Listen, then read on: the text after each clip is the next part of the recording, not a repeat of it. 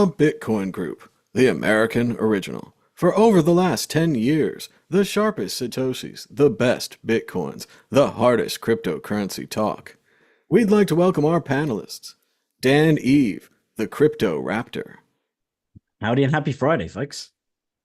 Victoria Jones from Satoshi's Page. Evening all. And I'm Thomas Hunt from the World Crypto Network. Moving on to Issue 1. Issue 1. The European Central Bank has issued a report about Bitcoin, and they say Bitcoin is the problem. They say that early adopters of Bitcoin are increasing their wealth at the expense of those who didn't buy it, that the new Lamborghini, Rolex, Via, and equity portfolios by early Bitcoin investors are financed by diminishing consumption and wealth of those who initially do not hold Bitcoin. Just like people who bought Microsoft stock early, or people who bought Apple stock early. Oh, those people. They also say that Bitcoin's inelasticity, the inability for more Bitcoin to be creative, will leave less Bitcoin available for early adopters. Dan, Eve, it seems like we've been talking about this publicly for over a decade here. Yes, getting into Bitcoin early is good. What can't the ECB understand about this? How is Bitcoin so different than, say, Microsoft or Facebook stock? It's crazy how they don't see the irony here that they're saying about putting all your faith into Bitcoin when the other faith that you put into is in the institutions that have given us sky high inflation, devalued our currency, and you made a really good point about stocks, right? Anything that has the ability to go up in value, even gold, right? That's still saying that anyone who gets into gold early and if everyone just aped into gold, right, then gold's going to go up, and people without it are going to be poor. They might as well just say that no one should own anything that goes up in value, and if they wanted that, then they should just not print money. Like the whole point of printing money is reversing the effect on the economy. It's making it bad for people, especially the lower income people, because the money just ends up getting funneled into the larger companies, which then goes into the pockets of politicians anyway. The ECB itself during COVID alone printed 1.2 trillion euros, which is more than the entire market cap of Bitcoin right now, or just about, right? I can't remember the exact value is, but certainly if you were to market buy it, it would pump a lot. But that's a huge sum of money, and that's just one central bank, as it were, or central bank outfit that are printing money, let alone the US that printed a bunch as well, and other economies around the world. So it really doesn't make much sense, this article, and it just seems to be another, dude shouts at the sky and the clouds, because they're using all these old talking points. They even mentioned in there about the fact that Bitcoin's used for nefarious things. It's just recycling all this old material. And I think we can all see the danger in CDBCs that are coming, and this cashless society. It is a disappointing report from the ECB. And as you were saying about stocks, Dan, usually with stocks, you can't even invest early. I think everyone who used Facebook early on thought it was a good idea. And sure, we had $100, we had $1,000. We're not accredited investors. We're not a startup incubator. We can't go to Zuck and say, here, take my 1,000, give me some early shares. Only select people like Ashton Kutcher and other people were able to get those shares by the time the other things got to us. Whereas we've said for years that Bitcoin was a chance for normal people to get that early chance at something. This was something that wasn't on the market yet, wasn't in an ETF, wasn't, you go to your stockbroker, say you want to buy Bitcoin, say, what are you talking about? They didn't have Microstrategy or any of these ETF alternatives. We told them to invest. If they didn't invest, I don't know. We told them. Victoria Jones, what do you think about the ECB's new report saying that early adopters will profit too much from Bitcoin? Well, I think it's a classic case of projection from a group of people spouting sour grapes who have benefited from the quintillion effect for thousands of years. I mean, really, is anyone going to take this article seriously? But of course, it's a classic case of the fact that, a lot of people have been taking these articles seriously. It's amazing how you can twist things when you have an agenda to push. And so, basically, now that everyone's starting to adopt Bitcoin, it's becoming more and more important to companies, and they're starting to realize that they've missed out. And so now they want to turn all the early investors into the bad guys, just as we're turning all the people who invested in stocks early into bad guys. The world is inherently unfair. And of course, the way in which the fiat system has been set up, it's been set up in such a way that when the rules don't suit them, they can change the rules so that they do suit them. The one thing about Bitcoin is they can't change the rules so that it suits them, which actually is going to lead to a system that's way fairer than has ever been fair when they were running the system. So, I really think they need to wind their necks in and let Bitcoin do what it needs to do. It is interesting in the article, it says that the Bitcoin takeover, the redistribution of wealth and purchasing power is unlikely to occur without detrimental consequences for our society. So I wonder what they mean there. They're pretty much talking about the computer geeks taking over the world, which I see as a good thing. Let's go to the exit question. Dan, Eve, will this lead to detrimental consequences if Bitcoin takes over? Oh, I mean, it's gonna lead to people that are really, really pissed off that they've missed the boat and still are continuing to miss the boat now. But it's, even BlackRock are saying that you should have 1% of your balance sheet and assets should be in Bitcoin. I think it might be more than that. So if you've got the biggest company on earth, or at least funds under management, and all these other ETFs that are coming out there, and other banking institutions that are actually saying, well, banks themselves that are saying investments, vessels that are saying you should be investing in Bitcoin and part in Bitcoin. It's going against this ECB report, and the report itself is just, again, it's just ludicrous. It's just another stab at Bitcoin because they know that the ECB is going to lose because they're not going to be able to control the monetary policy. They're just jealous, essentially, that they can't print more Bitcoin. And I think that was even mentioned in the article. They're like, oh, this Bitcoin, you can't even print more of it. Like, yeah, that's literally the point. Exactly. And that's why people have been asking people and begging people to invest in Bitcoin and to understand it for so long, exactly because of the issuance structure and because of how, yes, there'll be less Bitcoin later on. So you should buy them early on. Victoria Jones, what do you think? Should we let the tech people take over with Bitcoin, or is it too scary? Well, in terms of there being negative consequences on society, I think certainly in terms of the way in which society has been structured up till now, then yes, there will be negative consequences because Bitcoin is designed to disrupt all of that. In many respects, the way in which the world has been set up and up until now has been unfair, and the invention of Bitcoin is an opportunity to make it fairer. The thing about Bitcoin is that if you don't manage it responsibly, or you spend it too early, or you don't take care of it, or you don't manage your debts properly, there's no one to bail you out. You are completely responsible for your assets, and there are many powerful people over time who have not managed their assets responsibly, and you also get that difference with generations as well. There may well be companies like Michael Saylor's where they're holding onto the Bitcoin, they understand the benefits of it, but then making sure that the generations after actually look after it in order to keep it going as a legacy for society. Traditionally, often that's where things have gone wrong, where the next generations haven't been able to look after these things. And so, as Bitcoin progresses and becomes more adopted, and it's then passed down to the next generations, the ones who haven't been involved in its development, and persuading people that this is a new wave of the future.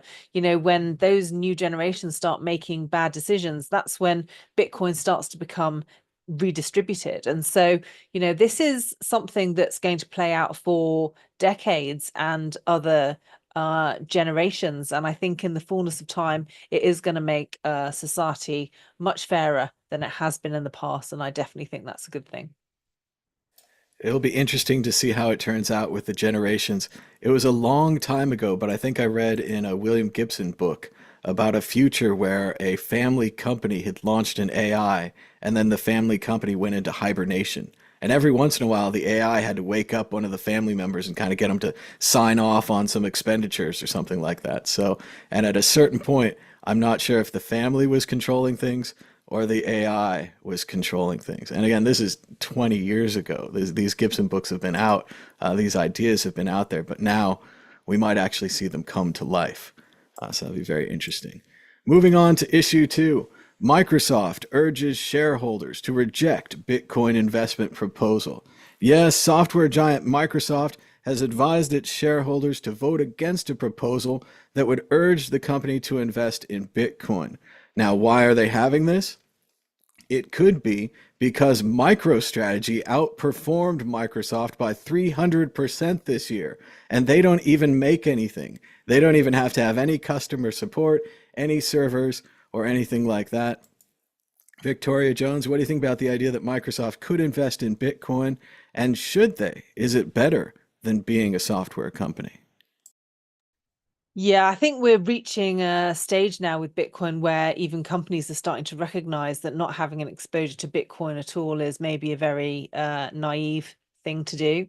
I think we're a long way off, it being the full size of its allocation, but certainly, all credit to Michael Saylor for leading the charge in terms of encouraging companies to take an interest in this, when a lot of companies do still have cash on their balance sheet, given how the finances of the world are currently set up.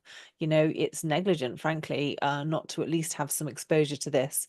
So I think it's good that companies are starting to understand, although clearly Microsoft, the board of Microsoft are fighting against it because they're still in denial that Bitcoin is as powerful as it is and can continue to be that powerful. But certainly, I think some savvy people on their board realize that, even if it's just a small allocation of their assets, it's now becoming necessary when they look at the difference it's making to their competitors, such as MicroStrategy. It is so interesting that MicroStrategy's basic idea, which is the same idea as this Ponzi scheme from early Bitcoin, even before my time, called Pirate at 40. And what he would say is you would give him money, he would buy Bitcoin for you, and he would hold it. Right? It's the same thing as MicroStrategy. Decades earlier, unfortunately for those invested in Pirate at 40, it turned out allegedly that it was a Ponzi scheme. Of course, the central man taking in the funds, paying off the old investments with the new money, and only continuing if he can keep taking in new money to pay off the old money. MicroStrategy is different, but we have seen cracks in the legendary MicroStrategy armor. As I predicted, Bitcoiners always eat their heroes, and their heroes are never as ideologically pure as they want them to be.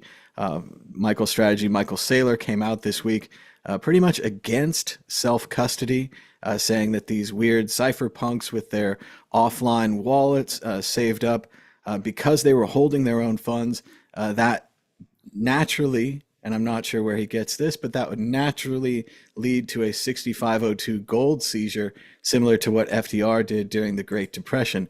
So that's a big jump. Having your assets at home leads to that automatically, or maybe it's just Bitcoin. I'm not sure. Dan, Eve, what do you think about Microsoft and their decision to or not invest in Bitcoin? Well, Bill Gates once said that the Bitcoin's a tech tour de force, right? So sounds like he had some positive words to say about it and saw that it can be very disruptive. What's interesting is that what Starship Schrodinger's Destiny in the chat said is, who's making the proposal if the management team think it should be rejected? Seems odd, right? They're saying, right, we're going to make a proposal to put it on a balance sheet, but we don't think it should. Like it seems like I think the proposal like is the proposal is from Microsoft shareholders. Okay, so they must have some kind of a system where shareholders could say, feedback. like Starbucks or whatever, we should do this, we should do that, and and this is an investing in Bitcoin measure. So it is interesting, but it is coming from the shareholders, I believe. Yeah, so I mean, again, the irony, the fact that Microsoft, a tech, it led a tech revolution along with Apple, I suppose, but they powered most of the computers around the world for a long period, and so for them to not see the opportunity that the Bitcoin as a technology can give is strange, especially when Apple's been investigating blockchain for a while, right? And they're trying to position themselves in the space somehow, and Microsoft is probably going to be losing the trail on that, and going backwards really in comparison.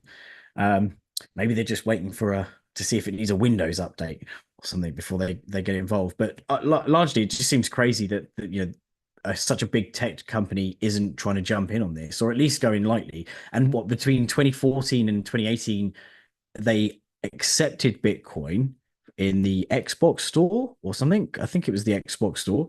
They then stopped that for some reason. So yeah, it's just an odd situation where such a big tech company is at odds with the biggest tech revolution we have now. Apart from AI, maybe it's just that they've put all their eggs in one basket, right? Because they invested $1 billion and then 10 billion in OpenAI recently. So maybe that all their eggs are in the AI basket, and they're thinking like, oh, this. And they say, in fact, wasn't who's the Gary Gensler? Didn't Gary Gensler say at one point, he said, oh, this Bitcoin stuff's just BS compared to AI.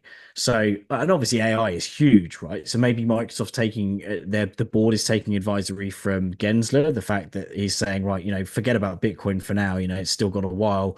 Let's focus on AI. Maybe. There's still so much work in AI. You have to make a product, you have to market it, you have to get people to use it, you have to somehow make money off them, maybe a subscription fee. I don't know. Whereas Bitcoin, you just put it on your balance sheet and it just sits there and makes your company money, which goes into the exit question. Is it a slippery slope? Are these companies worried that if, say, Microsoft took 5%, 10% of their money, put it into Bitcoin, looked at the return of the end of the year, and as Dan is saying, instead of investing in AI and all the jobs and all these managers and whatever else they employ at Microsoft, we should have just invested in Bitcoin and did nothing? Is that why they don't want to do it, Victoria Jones? Yeah, I think we mentioned last time we were on, the Argentinian billionaire, figured that one out straight away. It's almost like an intelligence test to figure out whether or not, this is the thing that you should be doing. Clearly there's conflict with their own agendas that's holding them back. But, logically, it's a no-brainer. And Michael Saylor's demonstrated that to everybody. I mean, clearly there are other issues with Michael Saylor's philosophy, but when it comes to companies holding Bitcoin on their balance sheet, why would you not? So yeah, crazy, really. He's back. Has he backtracked on the self-custody thing though? Right, he did. Or it seems like that he shared a podcast or some sort of video on how to self-custody, but it was pretty crazy, right? That he came out with that and said that, insinuated that kind of from his perspective, I don't think it was that crazy. It's only these Bitcoiners that want to hold their own money. It's only these Bitcoiners that want to send value around without a third party. Coming from the old financial world, I think he's expressing kind of a truism where he's like, yeah, your money is better off in a bank or in an ETF or in a holding facility, especially for someone like Michael Saylor, who's been so rich for so long. He's probably talking about stacks and stacks of money, not normal people money. But yeah, he might have overstepped for the Bitcoin audience. But I don't think that the financial audience would be like, oh yeah, don't keep your hundreds of thousands of dollars at home, on the coffee table. Not shocking advice from the financial sector. Yeah, that is very true. Yeah. But as Victoria was saying, that Mexican billionaire was right on it in a second. Samson Mows pushing him, saying, you have all these power stations with all this power. You should mine Bitcoin. And he thinks to himself, I get all these containers full of computers. I get these geeks to run them. They switch the computers in and out. We do all this work. And then he says to Samson very plainly and clearly, says, why don't I just buy the Bitcoin now? Why do I need to do all that work? I'll just buy and hold Bitcoin. And Samson doesn't have much of an answer for him. He's a very slick guy these days, but didn't seem to have an answer for that guy. But we'll have to see how it goes with Microsoft and the vote on their proposal. Obviously, if the company doesn't want to do it, it doesn't matter if some shareholders, likely Bitcoiners, submitted this proposal. It probably gets as far as this show. I don't think that Microsoft's going to significantly invest in Bitcoin. But we will get to say next year, how much could Microsoft have made if they did invest in Bitcoin? So that'll be fun. Check out worldcryptonetwork.com. We've got 4,050 videos. If you watched them all, it would take you 3 months, 20 days, and 8 hours with no breaks. You can check them out at worldcryptonetwork.com. Moving on to issue 3, Bitcoin Rights Bill passed by the Pennsylvania House with bipartisan backing, protecting the right to self-custody crypto. As we were saying with Michael Saylor and others, coming out against the simple practice of holding your own keys, being your own bank, kind of one of the core Bitcoin ideas that we and many others have espoused over the years, has now been encoded and enshrined into law in Pennsylvania. Dan, Eve, what do you think about Pennsylvania protecting the right to self-custody Bitcoin, even as so many others are cracking down and threatening it? Well, what's beautiful about this, right, is that it's bipartisan. They came together and it was quite I think it was down 120 or something to 26. So it was a good show of hands saying, look, this is someone's right to be able to hold their own Bitcoin, hold their own money. And there's been a lot of stick, obviously, with certainly in Europe. They've got this new system where they have to ask questions now. If you're sending your Bitcoin or cryptocurrency, where you're sending it to, do you own the address? Who owns the address? If not, you've got to go through these hoops to jump, just to be able to move around your cryptocurrency. So it seems like this is a really good bill to protect your right and not have to go through those hoops. And it does fly in the face of CBDCs, right, which will be all kind of KYC'd addresses, and that kind of right. So it's obviously a very good thing that that you have freedom over being able to spread your money if you are self-custodying, so that you don't have all of your eggs in one basket. If you don't have all of your Bitcoin in one seed or one particular private key.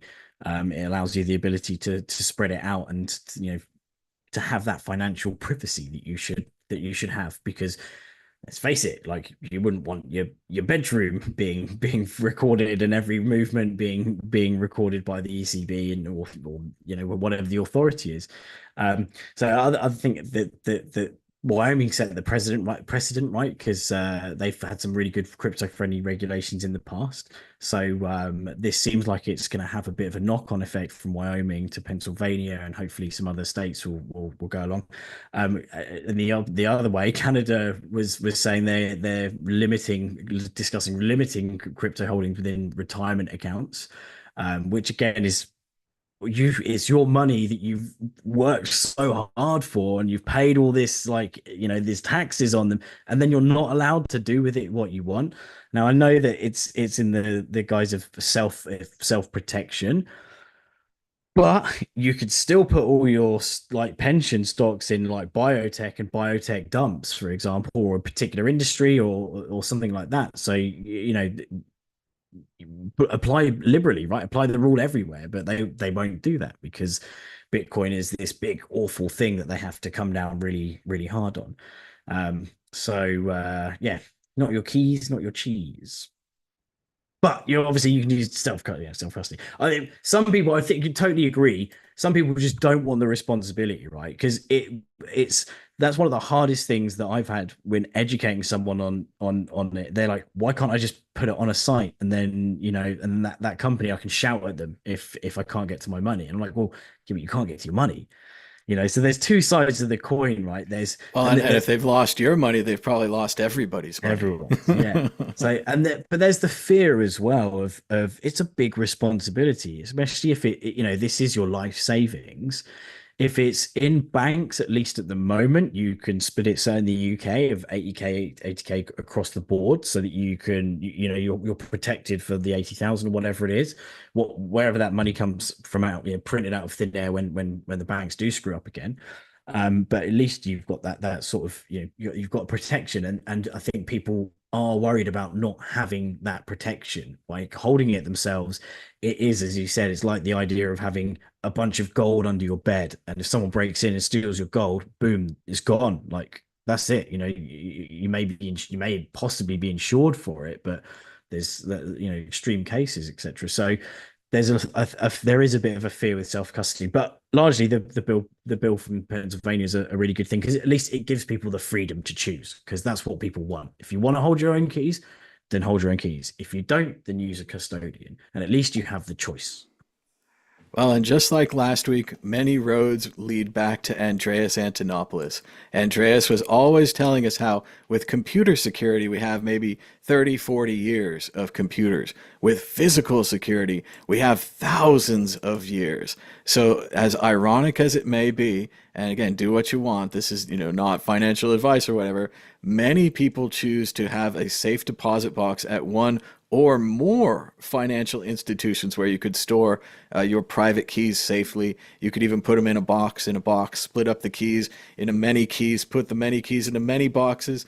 You could do whatever you like, but this secure box technology and the locks and the keys and the guys with guns, that's there and it's available for you even with Bitcoin, because if it's offline, you can't access it. And if it's offline in a box or if it's offline under your bed, the only thing that matters is, when the bad guys come or whatever, they have to go get it at the bank or something. I mean, you have to do that. But as Dan was saying, it was a bipartisan bill passed 176 to 26.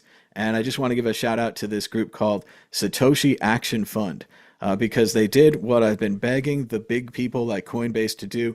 They went to the bottom. They're starting at the Pennsylvania legislator. They've talked to State Representative Mike Cabell. They're not going nationally, trying to take the presidential election, trying to take an entire party, things like this. They're starting small, and as you can see here, they're having bipartisan success. So shout out to, I don't know anything about them. I read them in the article here. Shout out to the Satoshi Action Fund. Seems like a good group. Victoria Jones, what do you think about Pennsylvania allowing self-custody for their citizens? Yeah, I mean, I think it's excellent work by the Satoshi Action Group. I mean, these are the things that these are the goals that are worth pursuing. I mean, I've said many times on this show that, ultimately Bitcoin disrupts politics, but obviously we've got a long way to go until we get there. And we still need to get to a stage where people, even though we've got the things in place to try and use Bitcoin peer-to-peer, it's still not easy. And while we're still developing the technology to get there, these rules are very important, because this is a system that currently runs society at the moment. And so, passing these bills helps to normalize these ideas in the general population, and establishes some of the basic freedoms that we anticipate should be freely available to us. But obviously history has shown that in the past, if legislation overreaches, then that's not necessarily the case. It certainly makes it a lot harder. So yeah, I'm really pleased to see it. And what I was particularly pleased to see was that Louisiana has specifically banned CBDCs, which I think was also a necessary piece of legislation as well. And so yeah, really pleased to see it. And as you say, Thomas, I think starting with the low-hanging fruit is a really good way to try and establish precedent without too many obstacles in the first instance. So yeah, great work. And it establishes a pattern, a series of dominoes where you can say, hey, this state did it, this state did it, they did it a little differently. We can change it to make it good for your state. We have options here. Whereas if you're starting at the top with a national plan, there's so many states, so many jurisdictions, so many people that want or don't want Bitcoin. It's very difficult. So I don't have a exit question for this, but I can tell you that William Penn, the governor and founder of Pennsylvania, was born in the church and christened in All Hallows by the Tower, the oldest church in London. It's right next to the Tower of London. It's a great old church. They have a crypt you can go down. You can even see the piece of paper where it says William Penn was christened here at this church, probably around 1750, 1720, something like that. A very cool church. Let's move on to issue 4. Bitcoin is up 125% in the year. Should you buy now? Obviously not financial advice, but yes, you should. We keep going through this where Bitcoin's the best investment of your lifetime. The best time to buy it is when you first hear about it. The second time to buy it is when you second hear about it. We keep going through this every 4 years. It goes up and down. We were as low as, I think, 17,000 this cycle. Now we're around 68,000. I'm not sure right now. Dan, Eve, what do you think? Obviously not financial advice. We're not saying anyone should do it. But if we were giving financial advice, should they buy Bitcoin now? The general idea? If I was, but I'm not, then then you'd always buy it. Isn't the general rule? Isn't there like an actual like a law of Bitcoin that if you hold it for more than 4 years, you're almost definitely going to be in profit? Like there's no point in history of Bitcoin where that hasn't happened. So, and look at the end of the day, look at all the SPX and all the other indexes. They're doing insanely good, too, or like over a long period. So basically, holding anything that's not fiat is good.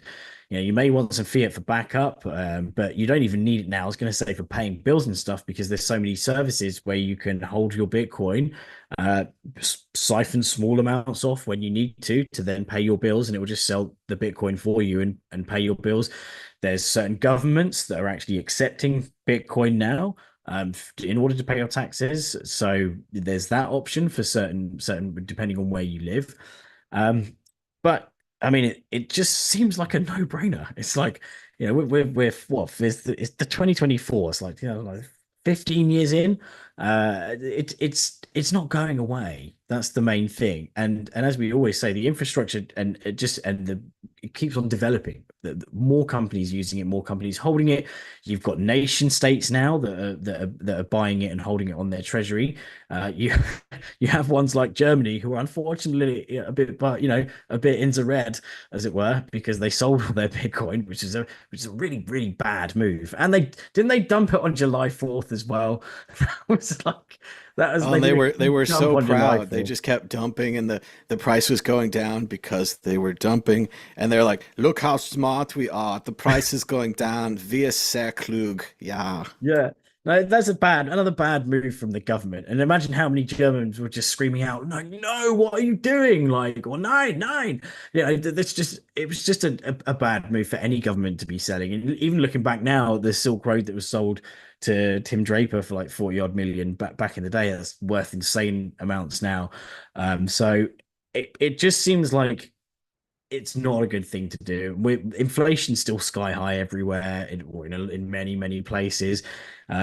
So yeah, fiat's not the thing to be in right now. Just whatever you're doing, don't be in fiat. There's plenty of other things to be invested in, even if you don't trust Bitcoin. And just get out of fiat. I think a lot of people have a problem where you say, "Oh, Bitcoin's $100 and now it's 10,000." They're like, "Oh, I missed it." And they say Bitcoin's $10,000 and now it's 60,000. They're like, "Oh, I missed it." And now we're saying that Bitcoin is $60,000, and we're trying to tell you that, and I don't know the times and the dates, obviously, and don't have a clock. In 6 months, in 3 months, whatever it's going to be 120,000. It's going to be 250,000, right? And it's going to dip down, then it's going to go back up. Like, they really don't understand that things don't just go straight up. We can't just say Bitcoin's the greatest thing ever. It's $1 million a coin tomorrow. But what we can say is, if you put up one of those diagonal charts and the line goes above and below and above and below, at the end of it, it hits $1 million. And then the crazy part about that, at least, again, we're obviously completely biased Bitcoiners here, it keeps going up. So I think that's the problem. And even as the other article was saying from the ECB, they're getting the Lambos, they're getting the villas, they're going to, all these Bitcoiners. Every time they do that, they have less Bitcoin. Now, a lot of people sure have thousands of Bitcoin or whatever, they're set. But most people, when you buy the Lambo, you have less Bitcoin. You're not, buying in more Lambos. And I think eventually it'll even out, it'll work out. Victoria Jones, what do you think? Obviously not financial advice. Bitcoin up 125%. Should they buy it now?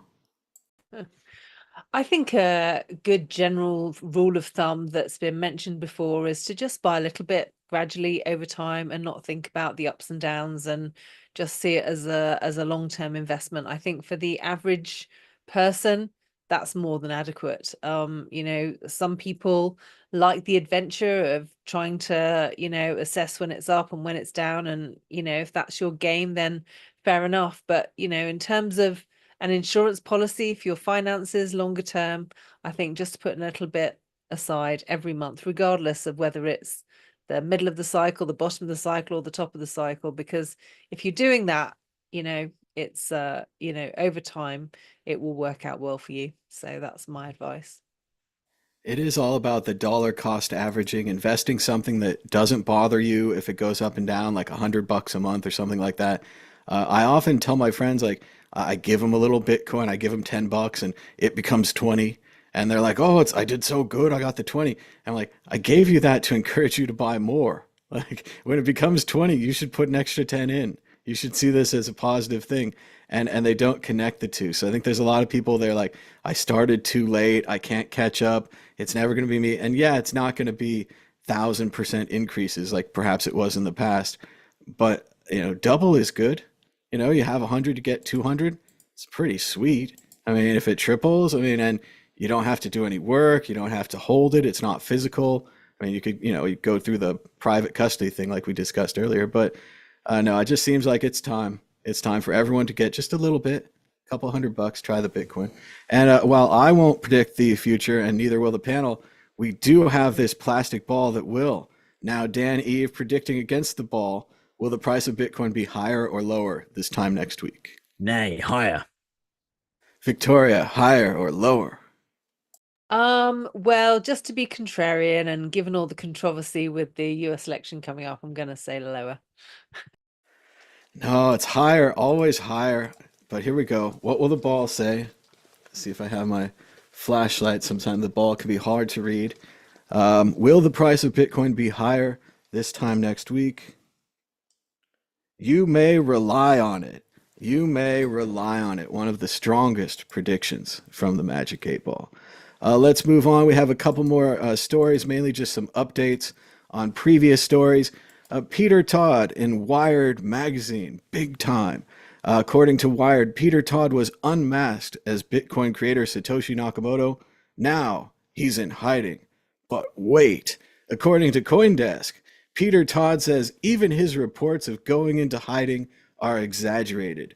And he says even though he's hiding and avoiding the public eye, he's speaking at Bitcoin conferences. As Jameson Lopp said, a rumor has it that he's in hiding, but you never know when you might run into the real Craig Wright. So I don't have much commentary on this. I mean, I'll go through the panel here. I think Peter probably should be in hiding. I like Peter. He's a nice guy. I don't want bad things to happen to him. I think a lot of kind of like he said, crazy people think he's Satoshi, think he has lots of money. That could go badly. Dan, Eve, what do you think? Should Peter go into hiding? Should he keep going to conferences? It's a pretty clear choice. Well, I mean, I can understand where he's coming from, right? The original Dorian, got a lot of stick for and got followed around a lot, right? When they first, and that was when Bitcoin was really largely unheard of. When Dorian was outed as Satoshi Nakamoto, the reason with Craig Wright, no one believes it's Satoshi, so no one bothers like following him, apart from some people. So like, and he's lost a bunch of cases, so that like I think that it's people don't really believe it's him, so he's not getting the harassment that someone that they truly actually believe would be Satoshi. Now I actually asked when that documentary came out, I went through a bunch. I went through ChatGPT because it does the research for you, and I said based on all of the writings of a bunch of people that if you were to assess the the idiolect, the way they wrote, the terminology they used, the coding practices, blah blah blah blah blah. And I fed it a few names. I fed it like Adam Back, and I fed it Peter Todd, and I fed it what's his name, Len Sassaman, and Hal Finney. And basically, it said, I can't remember what the exact conclusion was. I'll see if I can find it. But it basically said like everyone else pretty much no, like it's very obviously no. But Hal Finney it kind of said that. I'll see if I can find it. The conclusion by the end, it was really interesting. The conclusion it gave, and so if yeah, I don't think it's Peter Todd, because not just the fact that he was younger, but when it was made, but people when it came, when it was released and some white paper was released, etc. But people have commented about the coding practices that we use, like the Hungarian notation that's used in early Bitcoin by Satoshi.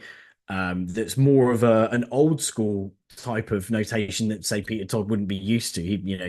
Given his age, he would have used coding practices that were different to the ones Satoshi used. So there's a bunch of evidence against that, and I think that this documentary is largely meant to sensationalize the fact and just come up with someone, right? And it's much easier and much more sensational to come up with someone who's still alive and cause this controversy, even if you don't think it's actually true. And the clencher really didn't do it for me, because if you know Peter Todd, like we've interviewed him a bunch of times and hung out with him and stuff in formal and informal ways, and his character is, he's a contrarian. He's kind of he's like sarcasm in the way. And so when you actually read the continuation of that sentence, I read it like 100 times over that piece again, the Satoshi and then the response from Peter. And it just seems like Peter Todd would normally kind of go, dot, and blah, blah, blah.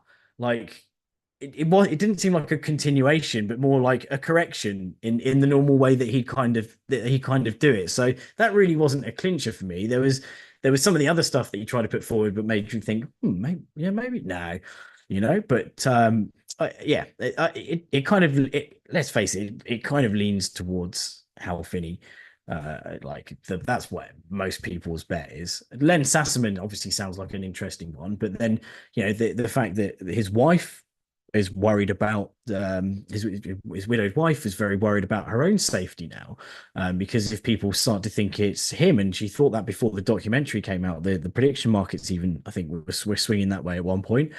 She was worrying about her safety, because even if it's not some people that are trying to kidnap her or something like that, it's still people invading your space, asking a bunch of questions. I think in the article she even said these people would arrogantly come to her and demand these questions to be answered about where was Len on this particular night and what was he doing. And no one wants that, especially from a relative that's passed on. So we should just forget about who Satoshi is, because we would have found out by now unequivocally. Like there's been 15 years of researchers, and we still don't know. And there's a good reason why we don't know, because Satoshi covered his tracks incredibly well. And we don't know. Maybe in the future, when we can break RSA encryption and we've got quantum computers in hundreds of years that can do all this, then maybe we'll find out, because it can just basically, read through all the data and figure it out. But it's not something we need to be concerned about now. The interesting thing with Hal Finney is I feel either he was Satoshi or he knew Satoshi, because either way, he's working on all these projects, he's on all the mailing lists, he's everywhere. Then Satoshi comes along and asks for help on the project, and it seems like Hal would already know that guy. Like he would already know Adam Back or whoever it is, and he'd say, of course I'm going to help you. When in the other way, if he didn't know him and this total newcomer comes in, Hal would be like saying to Adam, and he'd say to Scava and all his other friends or whatever, he'd say, this newcomer's using all your work. It seems a lot more like he's like, oh yeah, my buddy who I've known already is using all his work together to make this Bitcoin thing. So I found it, right. So what I did was I asked it to do break it down. So linguistic characteristics, comparisons to Satoshi's writings, stylometric and forensic comparison, behavioral and contextual evidence, and any other connections. And it came up with the conclusion was Hal Finney's idiolect tone and writing habits share several striking similarities with those of Satoshi, particularly in terms of politeness, clarity, technical depth, and humility. However, while there are overlaps, Finney's health issues, public denials, and openness about his involvement in Bitcoin make it less likely that he was actually Satoshi. So, so even ChatGPT said, well, there are similarities. Some of them are striking, the way he was, his verbiage, the way, because that's, simulating someone's code, right? That's a bit more black and white. or a different style of code is probably a lot easier to do than emulate a completely different type of writing and wording, especially in the early days of Bitcoin, when there was a lot of to and fro, having to on the fly without AI rewording things for you and the technology to do so. You would have to think about every response that you wrote, pretending to not write like how you would normally write, the punctuation, things like that, the way you would spell, capitalize words, and yeah. So it basically said, for all the other ones that I put in the list, it went nah. How Finney went striking similarities, but nah.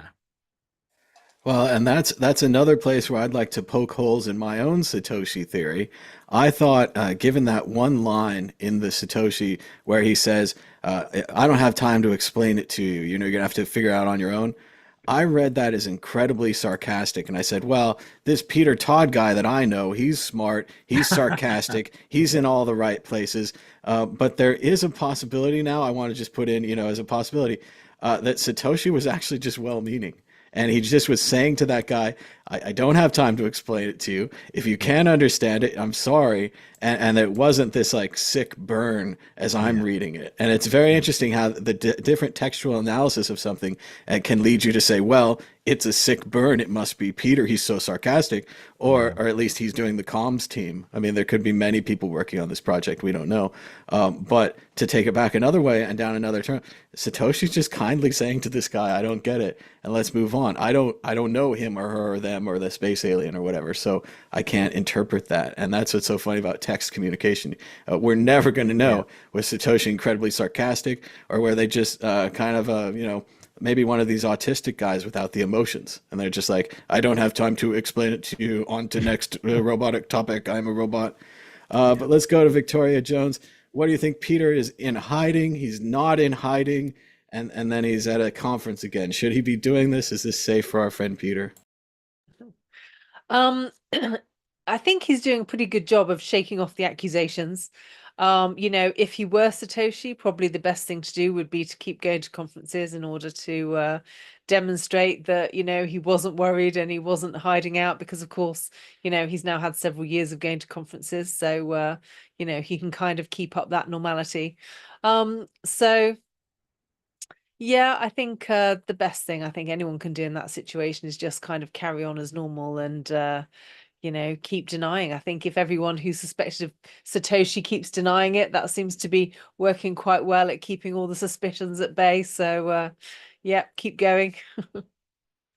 Deny, deny, deny. That's what they always say. And a couple more story updates. According to the Daily Hodl, Elon Musk's Tesla is still holding $772 million in Bitcoin, even after 7 wallets have a massive coin shuffle. Last week, we talked about the possibility of Tesla perhaps moving their Bitcoin to sell them. It turns out they've moved them, I don't know, just for fun reasons. And at least as far as we can tell, they still control them. We also have a correction. Last week, I talked about the Italian capital gains tax to 42%, raising from 42% or from 26% to 42%. And I made some mistakes in the article. It was a little unclear. They said that that they approved a tight budget funded by a levy on banks and insurers. This combined with Maloney's quote here saying, "As we promised, there will be no new taxes for citizens." It confused me and made me think that the raise was on businesses holding Bitcoin. Based on comments here from shout out to Jerome Plyak 2433. He questioned that and checked out some other articles. And it seems like they actually are raising the tax on normal individual citizens from 26% capital gains to 42%. I think this quote needs to be changed, that it will not affect citizens who do not have more than $2,000 in cryptocurrency. The rest will be affected. So I just wanted to correct this. Our goal is always to give you accurate information, and if we make mistakes, we try to correct them when we can. So let's move on to predictions or story of the week. Dan, Eve, do you have a prediction or a story of the week? Also, welcome back to the show, Dan. How you doing? It's good to see you. Good, good. Yeah, I'm great. Thanks. Yeah, thanks very much. Good to be back. I was battling some health stuff. So actually, so my story of the week is probably the story of the last 6 months. But just want to warn you all because I reached 40 and it happened, and I had high blood pressure, and it creeps up, and you wouldn't even know, and like it's a silent killer. So just keep an eye if you're of age like me, just check it out because it's something we forget about. And yeah, it's all locked down now, all health, all good, and on top of the world, back again. So yeah, just look after yourselves, folks, because yeah, things can get choppy. I think one of the worst parts about aging that no one ever told you about is that they're going to start changing all the Facebook posts. So they're all retro 80s and 90s movies. On this day, 34 years ago, this movie that you remember came out. On this day, this movie came out. And just as Dan's saying, they sometimes put an even worse twist on it, where they say something like, if you recognize this toy, or if you know this computer connector, you might need a colonoscopy. I'm like, oh, don't say that. Don't do that. But as Dan's saying, you should take care of yourself and get those colonoscopies. They're not that scary, and it's very healthy. It's very healthy for you. It'll extend your life. Victoria Jones, do you have a prediction or a story of the week? Hopefully not health problem related. Well, my prediction for this week is that with the American elections coming up, it's going to get a bit crazy over in America. So I'm glad I live in Britain right now. Oh, it's so crazy. I'm in a swing state, so it's totally different than it was previous. And every advertisement is a horrible political ad. And even if perhaps you supported the candidate, you might look at the advertisement and say, did they really have to hit that low? Did they really have to say that? Did they have to use that clip? And they're all negative. I mean, I think Kamala might have some positive ones, but most of the ones we see here are basically Trump ads going after his opponents in the most negative way imaginable, sometimes almost humorously, almost to the point of madness. But then again, if you're banging the drum, you're like, I agree with this madness. So anyway, I'm not supposed to talk about it. Let's keep moving. We're at the end of the show. We'll have to see how that turns out in America, where I also live. Oh, good. So thanks to everybody for joining us. Thanks for all the comments from last week. Even if it's a correction and we make a mistake, I still appreciate the comments. Be sure to give us a thumbs up down below and subscribe if you haven't already. Until